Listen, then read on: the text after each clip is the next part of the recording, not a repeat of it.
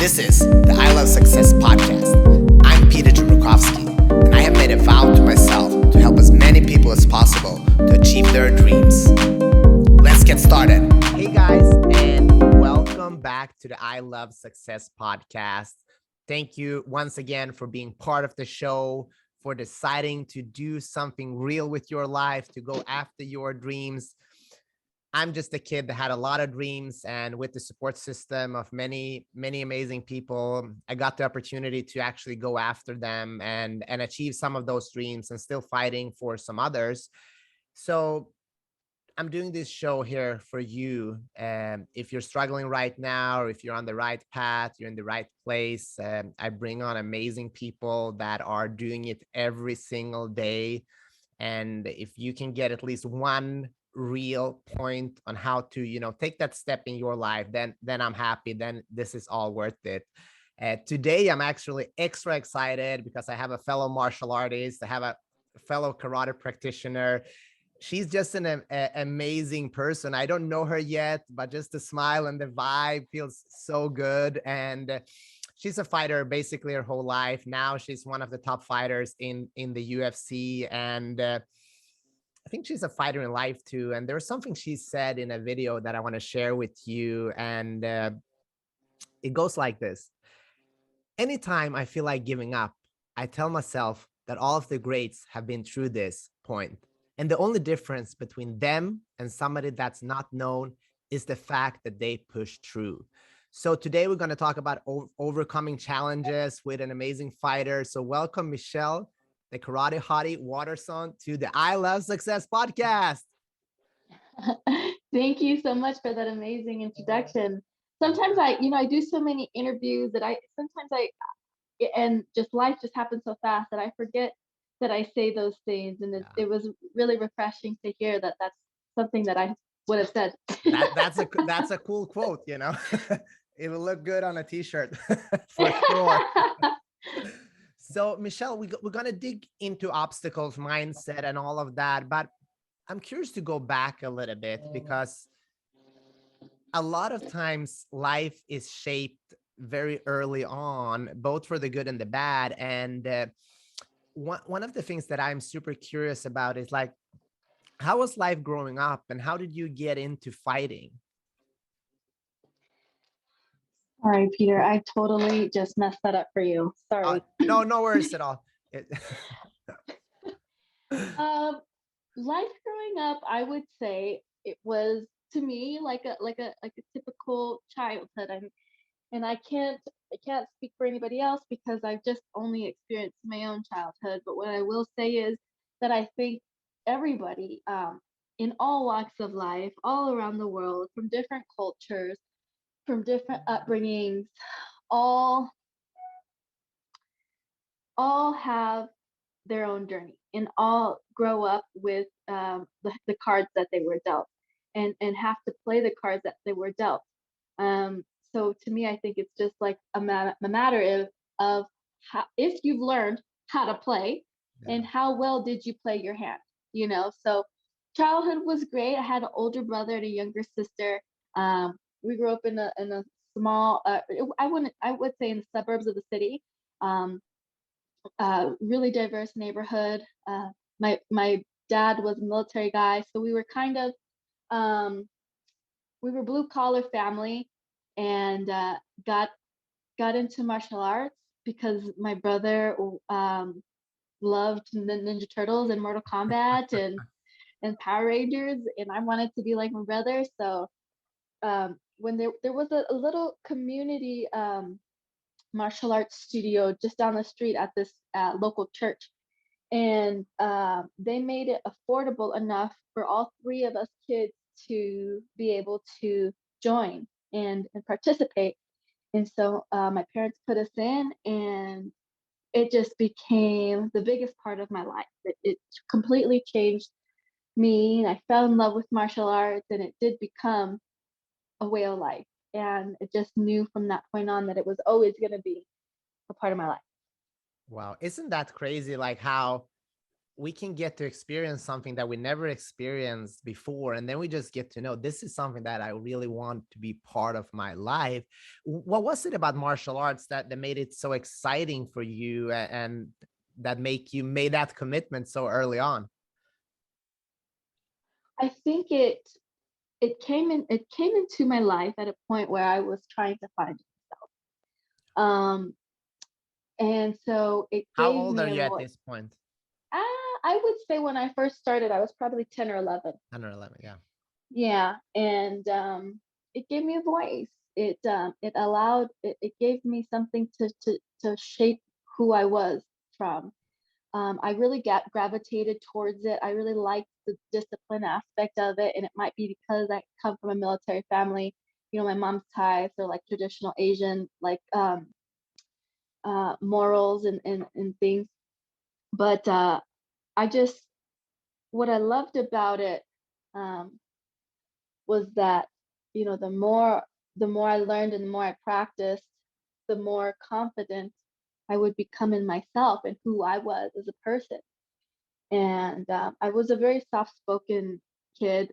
I was very submissive. I kind of just went with the flow. I didn't like confrontation, and I very often wouldn't stand up for myself, or I would just stay silent because I didn't like confrontation, and I would you know give up my happiness so others were happy because it was just easier.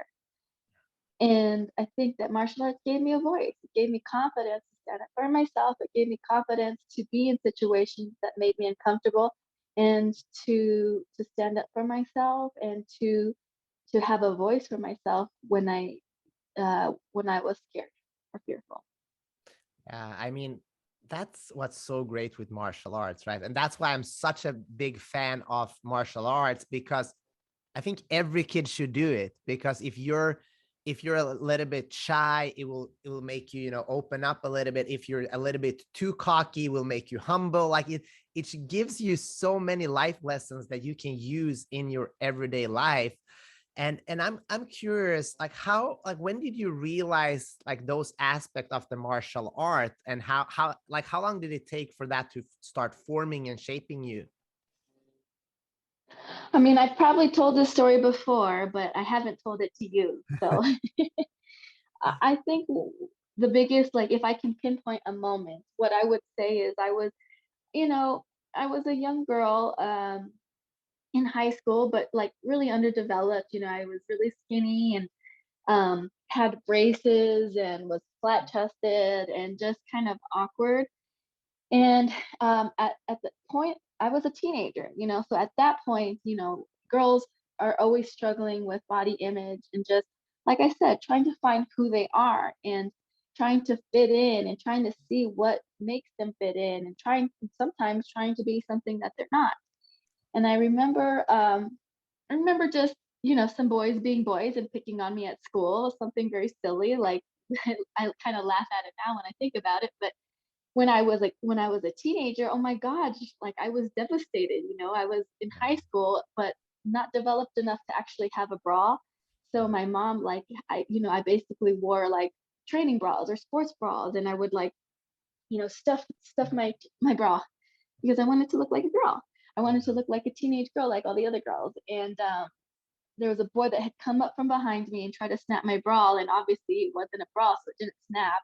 Yeah. And just he said out loud, "Oh my gosh, I'm still wears training bras," and I was just so embarrassed.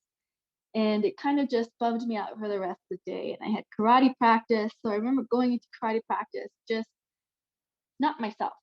And I went through the whole practice, I was just going through the motions and just trying to forget about it, but it was still in my mind. And my instructor, um, he could tell, like he was in tuned enough with me to know that something was up, and so he pulls me aside after practice and asked me like, "Are you okay, Michelle?" And I just broke down, and he's like, "What's wrong?" And I just said,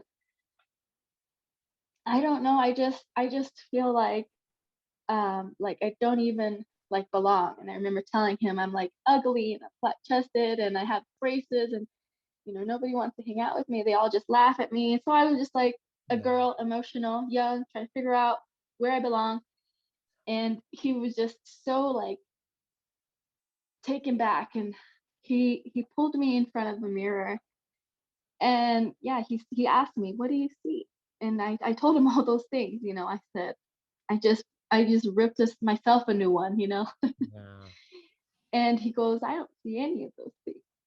And he just said, "I see it, you know, a young, very smart, beautiful, capable young lady who is going to grow up to do great things." Yeah. And he said, "You don't have to worry about what anybody else thinks. It's just about, how you feel." Yeah. And like I just he like in that moment he saw what I couldn't see in myself, you know, and it changed my life. Thank you for sharing that. And I know this is emotional, but it's crazy. I just had the same conversation yesterday with a friend of mine, and his daughter is going through the exact same things, and uh, I think we all in some ways do. And that's why it's so important to have people around you that can, believe in yourself a little bit more than you do, right? And sometimes I get a little bit sad with this, badass culture that like I'm the one who can lift myself up. I'm the one who can do all of that work.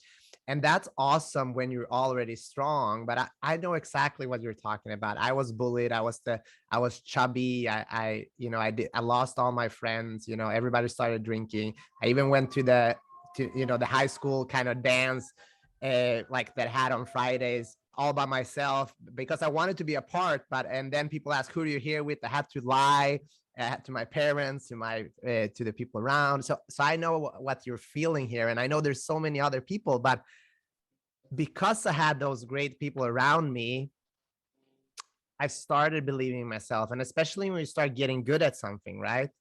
Right. And the thing is, it's like all those things are inevitable. Yeah. It's gonna happen. You can't skirt through life not getting picked on. You can't skirt through life not running into obstacles, not running into challenges, not running into adversities. That's what life is, Yeah. And so it's kind of like those things should be expected. Just like how boring would a video game be if there wasn't a villain, Yeah. to beat. Yeah. I love that. And how, like, I don't know how this goes, but it's crazy enough. A lot of the people that excel in some parts of life, they have an ability to channel that pain and to make something good of it, just like you have done. So, like, what happened after that moment? Was it like a step by step, just keep showing up, or was it more like, oh, boom, now I'm back? I think it's always a constant having to intentionally remind yourself to show up. It's kind of, I mean, how I like to compare it to is a garden. Like if you have a garden that's just plain, even if you don't plant weeds or water the garden, weeds will grow, Yeah. you know?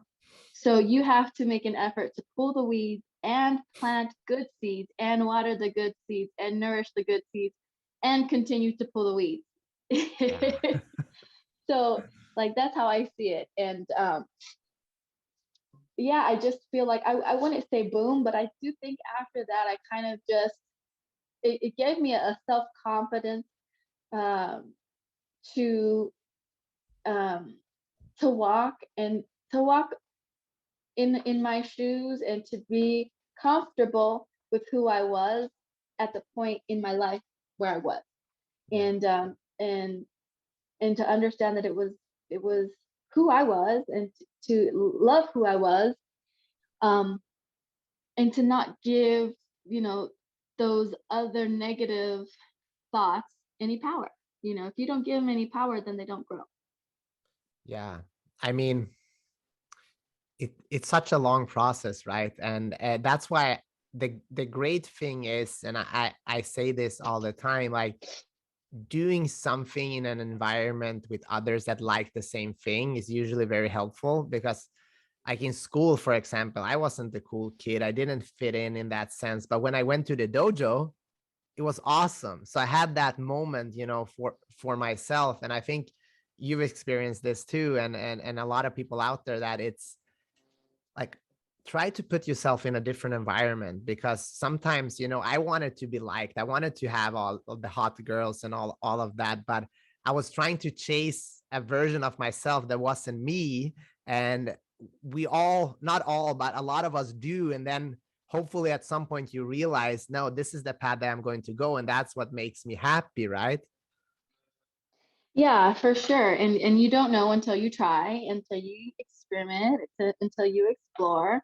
I think there's a time and place for everything. I for sure think it's important for yourself, for you to find a community of people that you can flourish with, and grow and learn, people that will feed, your passions. And once you've built your confidence, it's important to put yourself in uncomfortable positions as well. Yeah. And Michelle, I'm curious, can you just share the first time you ever competed in any martial arts, and how was that experience and how did it go? I mean, I'm just trying to think back. My very first tournament, you have to sign up for both point sparring and forms. And Yeah. it was so funny because I'm like, well, I'm a martial artist. What's forms? Like I'm gonna fight. I don't have to do forms. But my coach was like, yes, you have to do both. You can't just compete in one, you have to compete in both. And I was like totally against doing forms. And I remember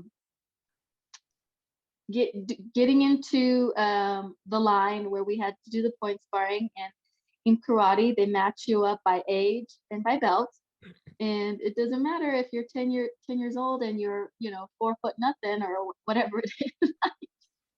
If she's 10 and you're 10, you guys are going. It doesn't matter if she's 50 pounds big. And at that time, it's like it wasn't even at that age they don't separate the girls from the boys.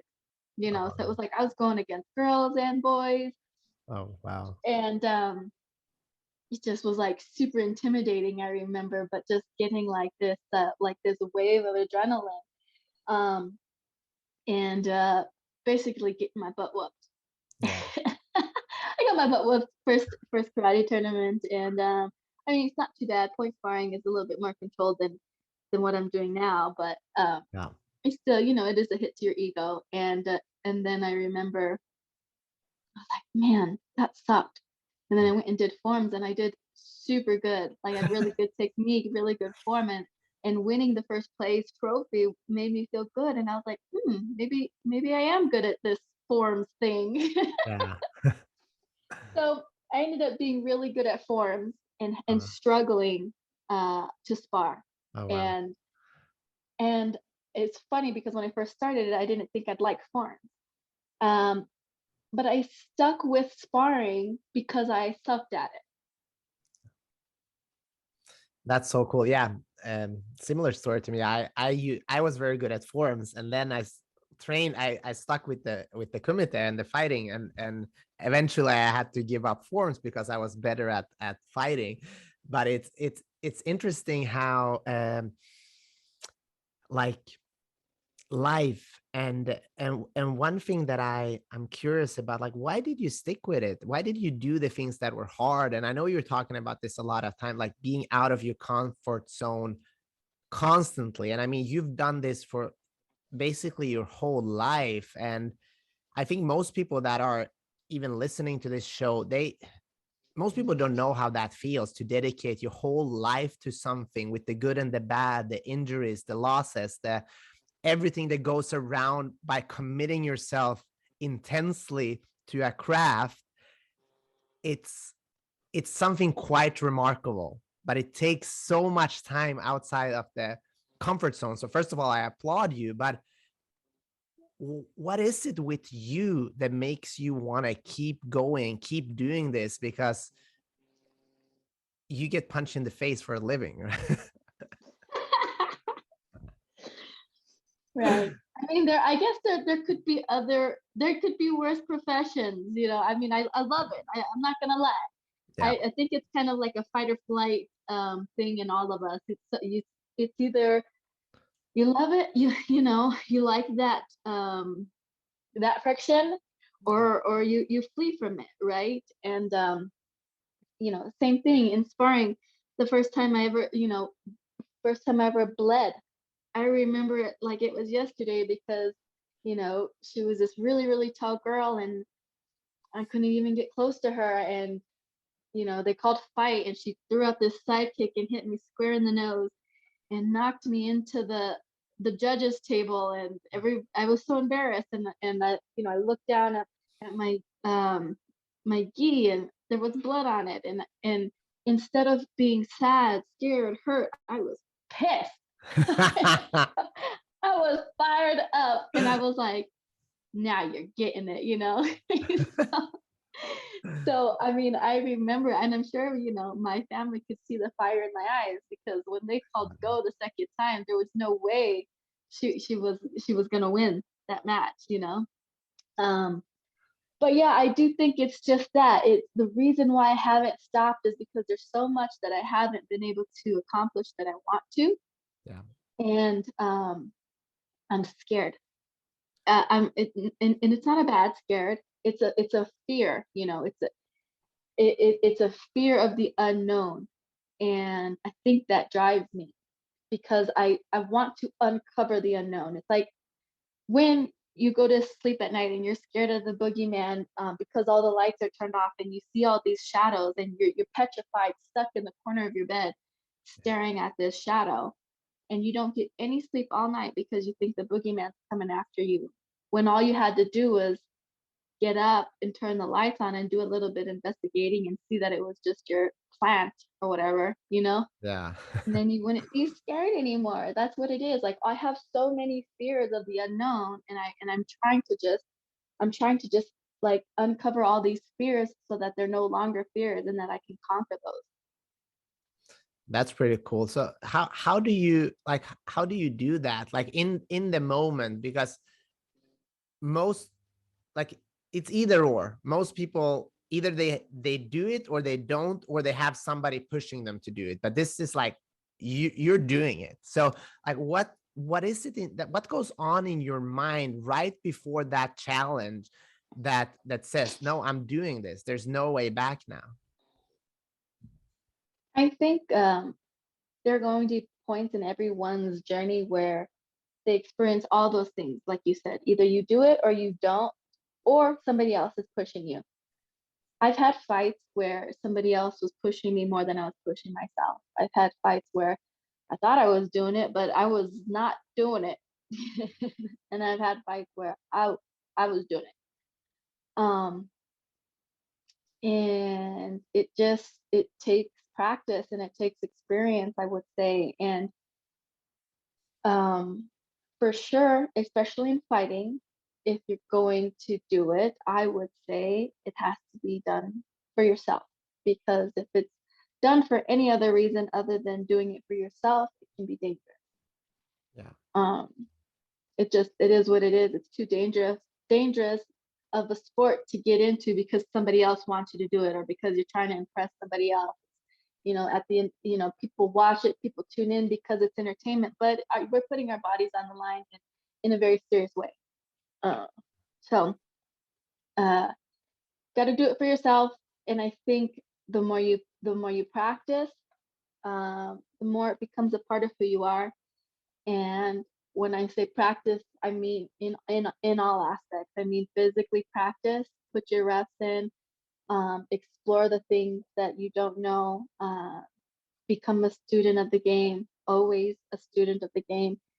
And not only are you practicing physically, but you're also practicing mentally. I mean, and that I don't know how else to put it, but you have to be, you know, a slave to your dreams. Yeah, it's so crazy because one thing that I struggle with, and I think you're gonna relate to this, is that like when you have made that decision, you go so hard into becoming this that it's it's on the verge of injury or super successful, basically. So how do you become smart? Because this is something that I've struggled with, and know when to, relax and rest, and being mindful of the long game as well. That's a very hard question to ask any athlete because, their mindset is go, go, go. Yeah. You know, I think the older you get, the more you realize that your body just at some point will be like, no, I'm not doing this. You mean you Yeah. can try, but Yeah. we're not doing this today. So I think it is trial and error. And sometimes you learn the smart way and you listen to your body. And sometimes you learn the hard way and your body tells you what it's been trying to tell you in the way of injury, in the way of physically stopping you, in the way of saying, well, if you're not going to listen to me, then I'm just going to take the reins from here. Um, so it's actually something that I'm dealing with myself right now. Yeah. Because of at the point in my career, I've been fighting for 15 years, so I have a sense of urgency to prove something to myself or to be able to accomplish all of these goals that I have on my checklist, and I feel like I'm running out of time. But I can't just push my body. I can't just push my body to the point where I feel like I'm cramming all of that stuff in this short amount of time, and I have to listen to my body. And I think it's important to understand that balance is just as important you know um, as going hard, as pushing yourself to the limit, as being obsessed with your goal and your passion. It is balancing act. So listen to your body for sure. I think is the most important part. Listen to your body, and also, I think what it is, it's like it's that ego inside of us when we're competing. We feel like if we are doing less than our opponent or the person across from us, then we're not training hard enough to win. When it could be actually counterproductive to overtrain because you're only breaking down your muscle, you're not allowing your body to fully recover, and you're performing off of 50% when your body could really be performing off of 90%. Yeah. So you're like training for no reason because it's like trying to drive a car with no gas. I think that's part of kind of the old school martial arts too, right? Like you're gonna do it till you die and then keep going. And it's funny because this people like the military guys and girls are the same way, and like it takes you this far, but then all of a sudden you come across a guy like Usain Bolt, and don't get me wrong, that guy trained really hard, but but he also had like chicken McNuggets or whatever before he did he ran faster than any guy in the world ever. So it's kind of that, it's such a crazy balance, right? And how do you find that balance? I know, like myself in the beginning of my career as an athlete, I had so much pressure on myself that my performance was not so good. But the longer into my career, I could relax a little bit more, and I was okay with that. And crazy enough, when I was happy, I performed better.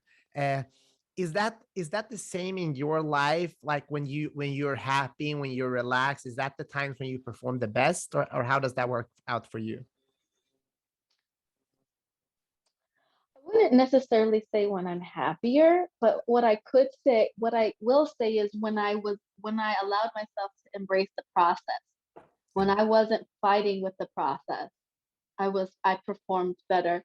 And part of that process is giving your body space to recover, and like basically like giving recovery a time slot for training, like as if Yeah. recovery is part of your training because it Yeah. is. Yep. and and it's like how I think about it is like when you're happy, you're flowing, you're creative, you're accepting, you're enjoying what you're doing, and these are all like emotions that that trigger different things in your body. Yeah. You're able to get in the zone when you're happy. You're able to just be in the moment when you're happy. You know, when you are under the gun, when you under pressure, when you are competing with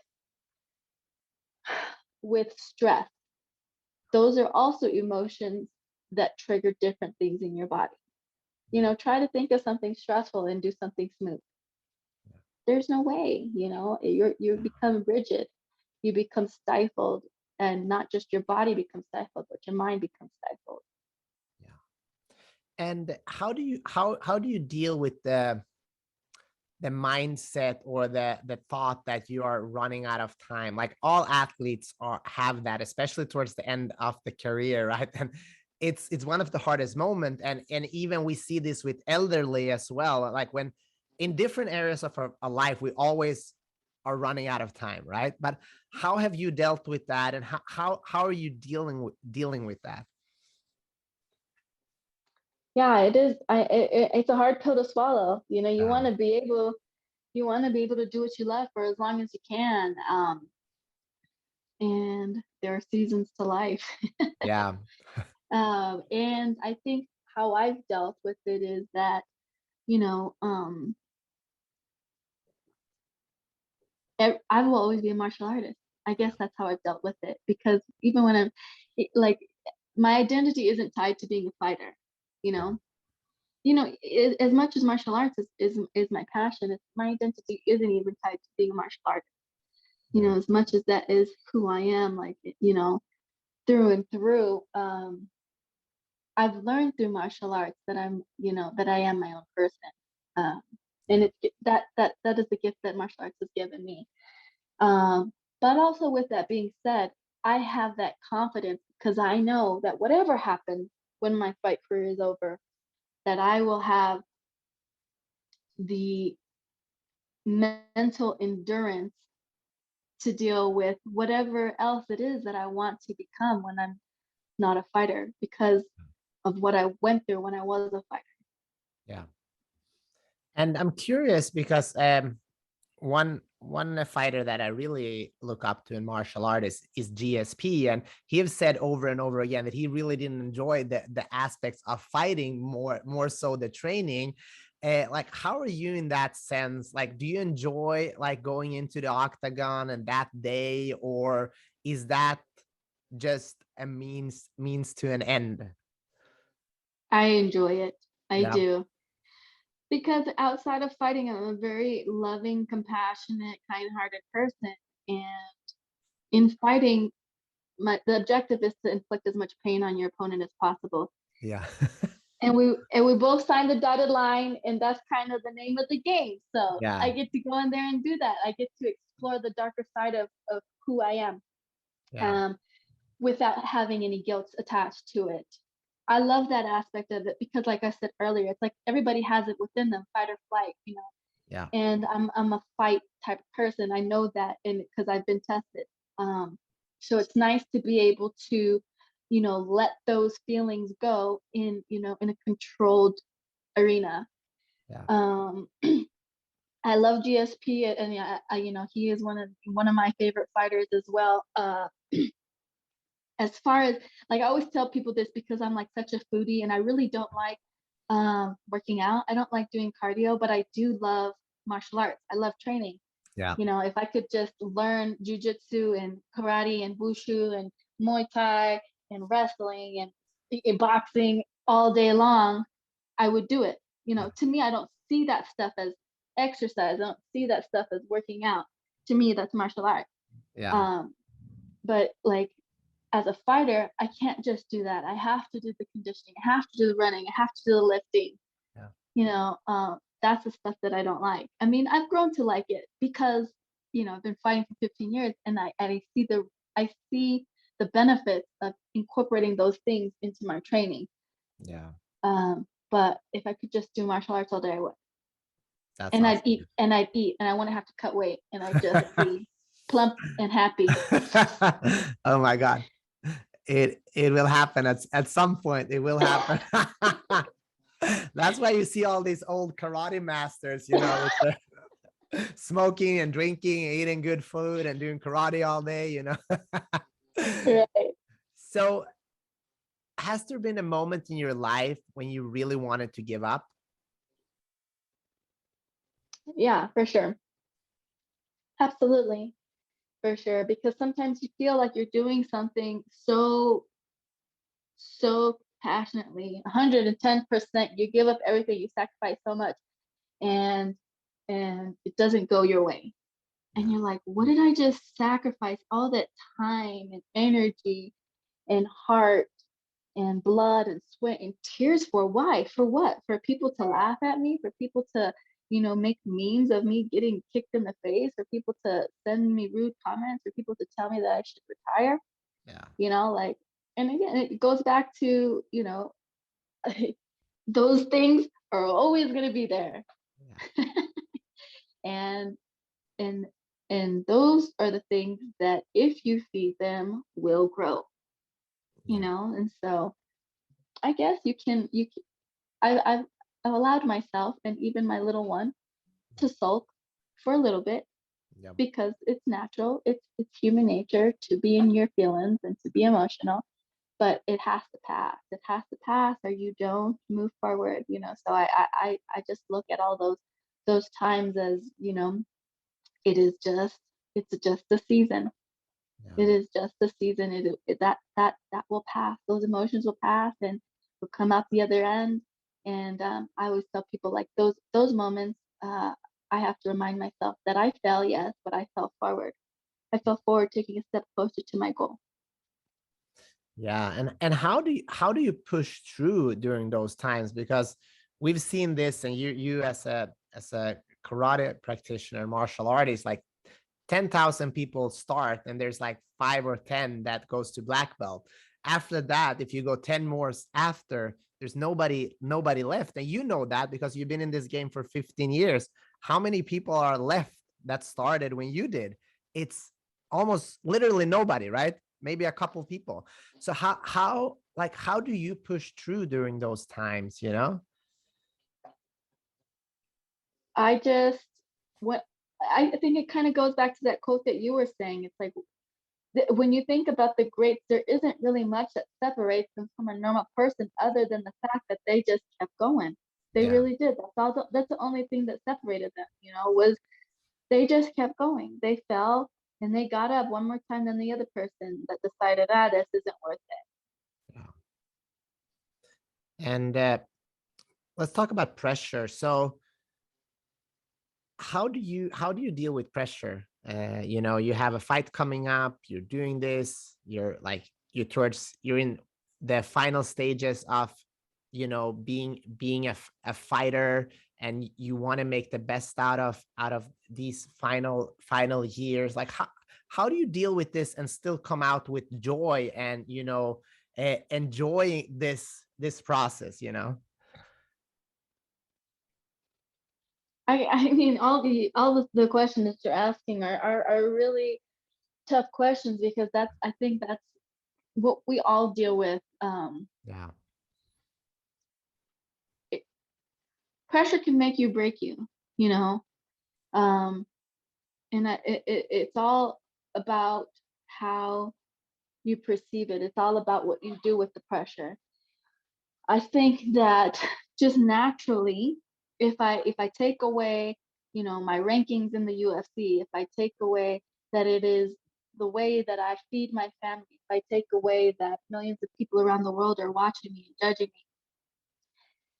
me, and I just go out there and do what I love, Yeah. there is no pressure. It does none of that other stuff matters.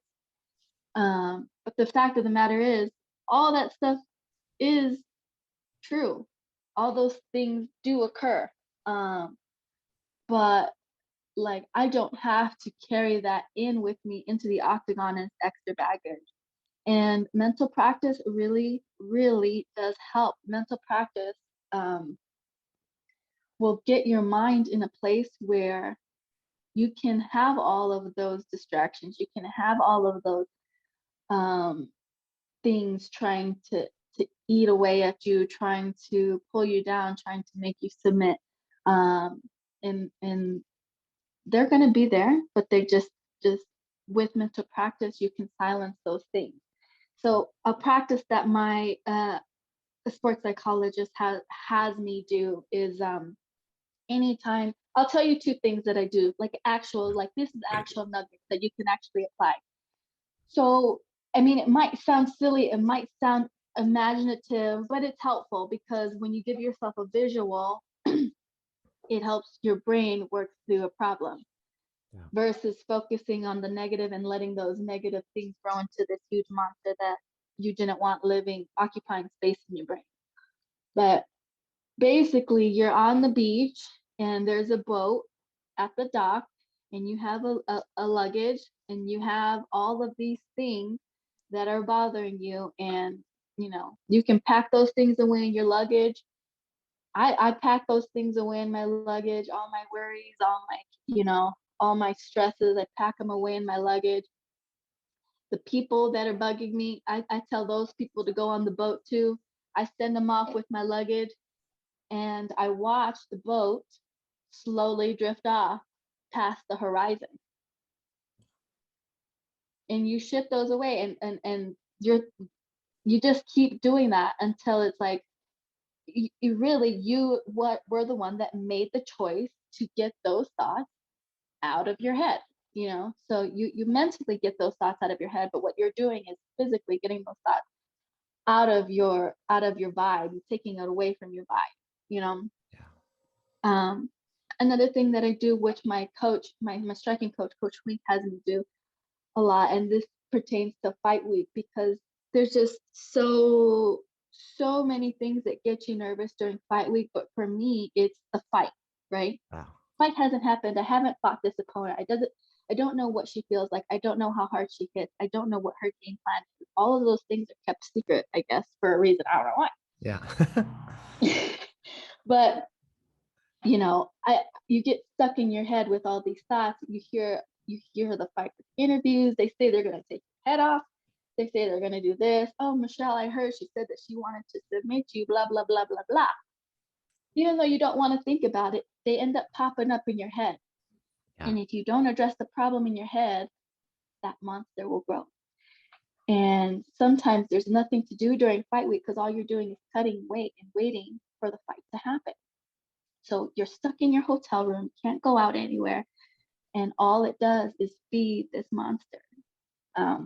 So what I do is I just get up and I start shadowboxing, and I imagine the fight in my head. Okay, you're freaking out. Her last opponent, she knocked out. All right, see that. See what she did to knock this girl out. Do you see it? Okay, what would you do? Take your head offline. All right, now we're off angle. Now we can attack. Oh, okay, so you attack. What are you going to do off of that attack? Okay, we're chaining it with the wrestling move. All right, now she's on the ground. What are you going to do now? She's on the ground. Let's get our hooks in. Oh, she's giving you her back. What are you going to do? Let's ground and pound her. Now she's covering up. Oh, wait, look, now her neck's open. Let's take her neck, choke her out. Boom, fight's finished. You win. Get your hand raised. Go home. Spend time with your family.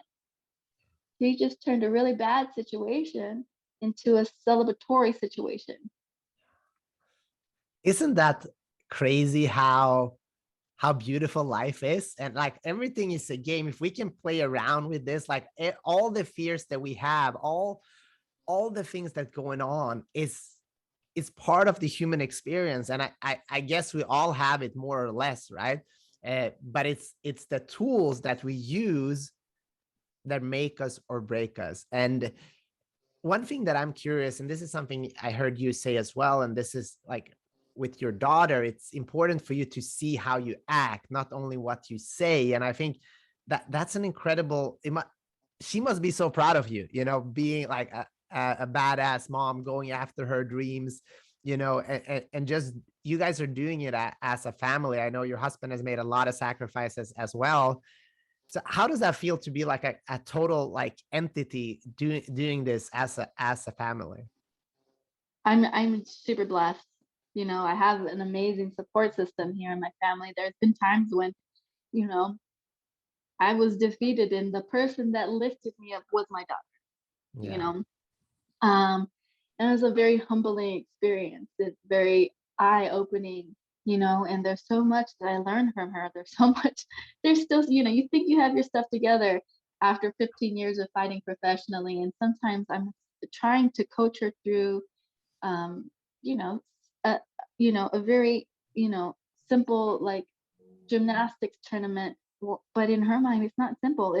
It's her UFC debut when she's Yeah. stepping up to the event, and I see in her the things that I do.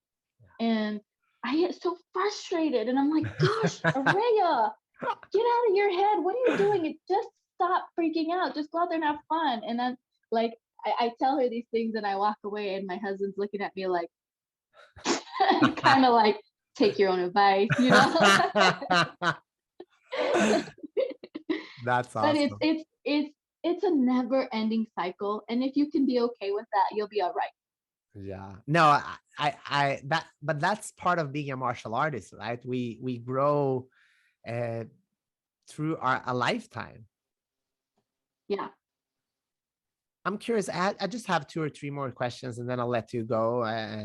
So, one thing is goal settings. How I wrote a book about goals. I'm big into setting goals, writing down my goals, and all of that. So I'm curious, like, how do you work with goals, and is it important to write down your goals? Like, what's your process in regards to that? I am a huge pen to paper person. I have a journal. I highlight throughout my books that I read. I write on the sides of the columns. I have a planner. I'm always writing down my thoughts and my ideas. I'm always reading and listening to other people that have other insights that are different than mine. I do think it's very important to have a goal put in front of you. Yeah. And honestly, I feel like that's probably another reason why I fight, because it forces me to follow through with something. When I have to fight, I have to find the dotted line. Boom, that's the day you're fighting. You can't jump out of the cage and say, nah, I changed my mind. Yeah. When you sign the line, you got to go. So it's like that commitment for me, that commitment and follow through is really helpful for me in my own personal life. And it just kind of, what it does is it keeps me in check. And what has really helped me, I guess there's a couple different things that you can do when you're goal setting, is that when you have a goal in mind, it has to be specific. You can't just say, like, I want to be the best in the world. Like, okay, because if my daughter said that to me, like, my daughter is the best thing in the world. Like, nobody, it doesn't matter what she does, it's not going to change what I think about my daughter. She's the best in the world. It's Yeah. too vague. What is your specific goal? Is it something that you can tangibly have? Like, is it something that is within your control? Because you can't set a goal that to do something that is outside of your control. Yeah. That's not a realistic goal to have. So you set a realistic goal that is tangible. And I think for me, I give myself timeline. And if it's a huge goal, I break that goal down into mini goals. And I have, like, for me, what I think the biggest thing is to hold yourself accountable. And there's a couple of different ways you can do that. You can put yourself on blast and let everybody know that you have this goal, Yeah. so that they hold you accountable. Social media is good for that. I mean, I mean, for me, because I have pride, I want to follow through on those things. And if you don't want to do that, have an accountability partner, a friend, a spouse, somebody that you share your goal with and a timeline with, and that can check in on you and see how you're doing with your goals. And maybe you can be the accountability partner for them. Yeah. I'm curious though, like I sometimes get obsessed with my goals that I miss out on better things that's happening during the way, because once I set my mind on something, I'm going there. It's going back to being like a bushi, a warrior, right? When it's said, there's no need for promises. It's like it's already done, and that gives me great results. But sometimes I miss the beauty that is right next to me, and sometimes I think it's good to be able to sway. So I'm curious, like, how do you deal with that? And how has that been in your life?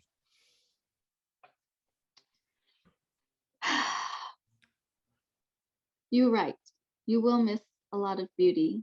But I think that is part of the sacrifice of trying to achieve a goal that is, super hard to reach. Yeah. I mean, and you have to be okay with missing some of those beautiful moments because it is a sacrifice. Yeah. Now, with that being said, you can also look at it in a way to where, you're working for this goal, you're working for this goal, and you finally have this opportunity to, to check that off your list to accomplish that goal, and you shoot and you miss and you don't accomplish your goal. That is not to say that you didn't experience something beautiful, you know? So I think embracing that, the fact that you pushed yourself to that limit, that you sacrifice all these things, that is a beautiful moment as well. It You is. know, the road to the road to the top, is a very lonely road. And if you understand that, and you have to be okay with that, you know, and put you can't put a guilt trip on yourself for trying to achieve something that nobody, that not very many people want to do. Yeah. It is what it is. And if you're done, trying to do that, trying to achieve greatness, Yeah. and you're okay with that, and you can be okay with that yourself, you can put yourself to sleep and be okay with walking away from that, and maybe enjoying, the simpler things in life, then be okay with that, and walk away with a smile on your face. Yeah.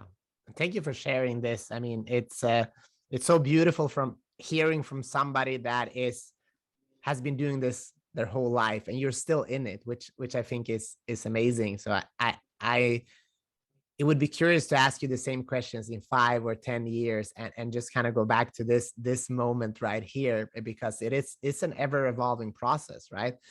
And Absolutely.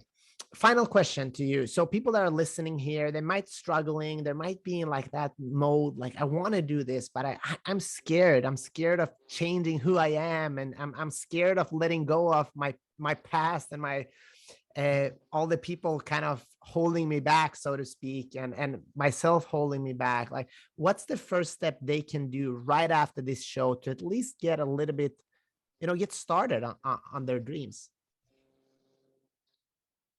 Do something right away. Whatever it is, whatever goals it is, whatever um, bad habit you're trying to break, whatever good habit you're trying to create, whatever dream you have, um, don't allow it to be a dream. You know, put it into action. And it doesn't have to be a humongous action. It just has to be a tangible, actual physical action that puts things into motion. Sometimes you don't want to go to the gym, sometimes you don't want to work out, sometimes you don't want to do this, sometimes you don't want to. But it's just getting yourself there that's the hard part. Yeah. Once you're there, you'll go. Yeah.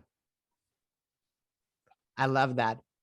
Michelle, Waterson, thank you so much for your time. We really appreciate you coming on the show. I know you're busy, you're a mom, you're a wife, you're an athlete, you're a martial artist, you're a human being. There's things to do. So we really appreciate your time. And if people want to connect with you and follow your journey, where's the best place for that? I'm probably most active on my Instagram. It's Karate Hottie. Ooh. Karate Hottie MMA. So I am the most active on there. I do try to be, as like as transparent as possible, because at the end of the day, we're all human. We're all on this journey together, and if we can be there for one another, to experience it, to go through it, to help one another up when they need a little help, that's what we're here for. And I just hope that people can realize that, the only difference between where I am and where you might one day want to be is that I kept going. Kept pushing through. And I mean, that's incredible. So thank you everybody who's still here watching, listening to this show. I have a big fat mission. I want to help at least 10 million people in 10 years to go after their dreams. So if you enjoy this show, please share it with somebody that needs to hear this message. Give us a subscribe, give us a review, and just help us building this tribe with positivity. That's something that we really, really need in this world. So thank you so much, guys, and I'll see you next week.